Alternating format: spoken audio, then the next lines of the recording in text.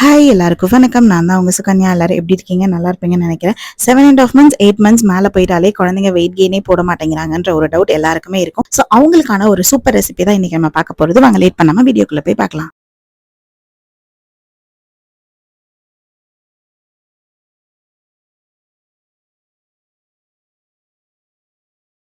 ஒரு சின்ன கப் அளவுக்கு பொட்டுக்கடலை எடுத்திருக்கேன். இங்க நான் வந்து முழு பொட்டுக்கடலை வந்து எடுத்திருக்கேன். அதை வந்து ஒரு 3 to 4 minutes கிட்ட ஸ்லோ ஃபிளேம்ல நல்லா வந்து வறுத்துக்கோங்க. அடிப்பிடிக்காத அளவுக்கு வறுத்துக்கோங்க. நிறைய வந்து பெனிஃபிட்ஸ் இருக்கு இந்த பொட்டுக்கடலையில. குழந்தையோட வெயிட் கெயின்ல ஆரம்பிச்சு நிறைய புரோட்டீன் இருக்கக்கூடிய ஒரு ஃபுட் இது. ஸோ இதை தனியா நான் வந்து எடுத்து வச்சுக்கிறேன். அதே கப்ல வந்து ஒரு கப் வந்து வேர்க்கடலை வந்து இதுல ஆட் பண்ணிருக்கேன். தோல் எல்லாம் உரிச்சிட்டு அதே மாதிரி வந்து நல்லா அடிப்பிடிக்காம 3 to 4 minutes கிட்ட ஸ்லோ ஃபிளேம்ல வறுத்து எடுத்துக்கோங்க.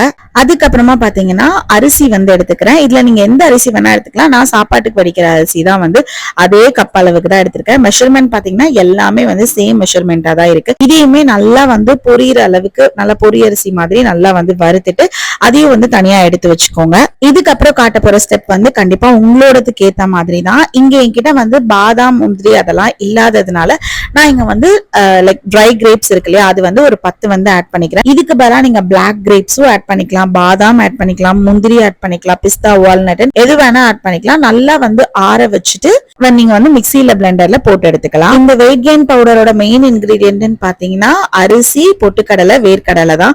சோ இதுக்கு மேல இருக்க நட்ஸ் வந்து உங்களோட ஆப்ஷனல் தான். கண்டிப்பா 8 மாச குழந்தையில இருந்து 3 வயசு இருக்க குழந்தை வரைக்கும் தாராளமா வீக்லி ஒன்ஸ் அது கொடுத்து பழகுங்க. ஏன்னா ஒரு ஸ்டேஜுக்கு மேல போயிட்டாங்கன்னா குழந்தை நல்லா வந்து வெயிட் லாஸ் ஆகுற மாதிரியே ஒரு ஃபீல் இருக்கும். அந்த மாதிரி டைம்ல வந்து இதை கொடுத்துட்டே வந்தீங்கன்னா கண்டிப்பா மந்த் எண்ட் ஆகுறதுக்குள்ள நீங்க நல்ல ஒரு விசிபிள் சேஞ்ச் பார்க்கலாம். அண்ட் டாக்டர் வந்து கண்டிப்பா ஒரு அட்வைஸ் பண்ற ஒரு பெஸ்ட் ஃபுட்.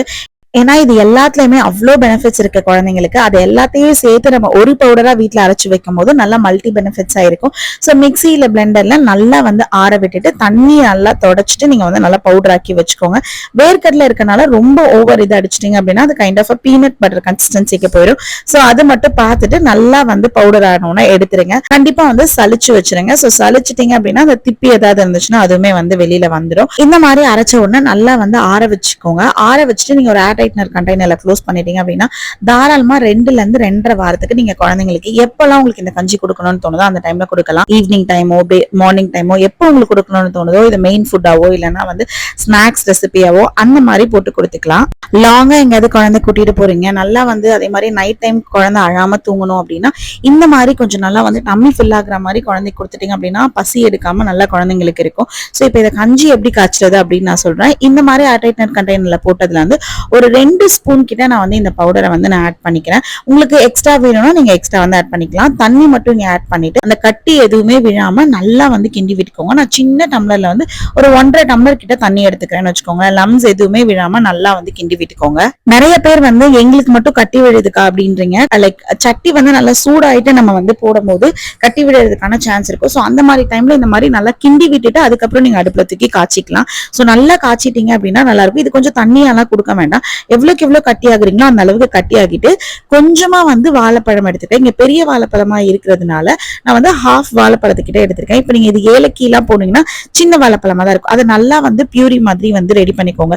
ஒரு ஸ்பூன் வச்சு பின்னாடி குத்திட்டீங்கன்னா நல்லா ரெடி ஆயிடும். இது கண்டிப்பா ஆப்ஷனல் தான், பட் இது ஒரு வெயிட் கெயினுக்கு நல்லாவே ஹெல்ப் பண்ணும். ஸோ அதனால அண்ட் முக்கியமா வந்து டேஸ்ட் ரொம்பவே சூப்பரா இருக்கும். இதை வந்து நம்ம கஞ்சி ரெடி பண்ணிருக்கோம் இல்லையா, அந்த கஞ்சியோட நம்ம இதை வந்து சேர்த்துக்கலாம். இது வந்து ஒரு வயசுக்கு மேல இருக்க குழந்தைக்கு அப்படின்னா நீங்க அந்த தண்ணிக்கு பதிலா பால் கூட ஆட் பண்ணிக்கலாம். நான் இது 8 மாச குழந்தைக்கு காட்டுறதுனால நான் வந்து இங்க தண்ணி மட்டும் ஆட் பண்ணி காமிச்சிருக்கேன்.